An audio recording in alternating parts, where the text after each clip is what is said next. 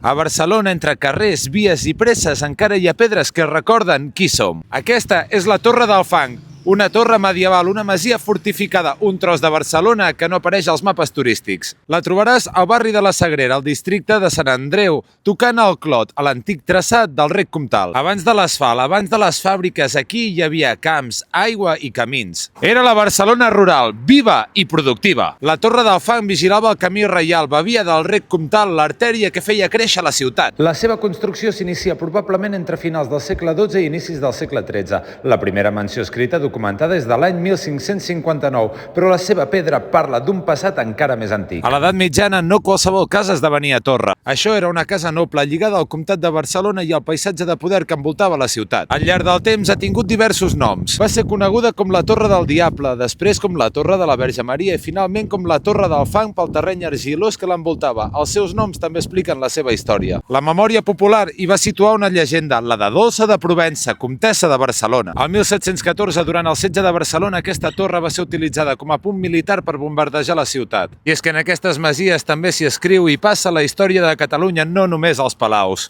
Va sobreviure a la industrialització, a l'arribada del tren al segle XIX, a la desaparició del món rural i encara avui és aquí. La Torre del Fang és patrimoni catalogat però sense ús estable. Tancada durant dècades ha patit degradació, abandonament i manca d'un projecte clar. No per manca de valor, sinó per manca de voluntat. La Torre del Fang podria ser un centre de memòria, un espai cultural, un lloc on explicar la pagesia catalana, un espai popular. Pel barri, per la ciutat, pel país i per la seva gent. La Torre del Fang no és només pedra, és memòria històrica, és identitat, és catalanitat i encara espera que algú l'escolti. Ajuda'ns a recuperar la Torre del Fang, deixa un m'agrada, comenta i sobretot comparteix perquè tothom conegui aquest edifici emblemàtic i històric de Barcelona i que mai es pugui perdre.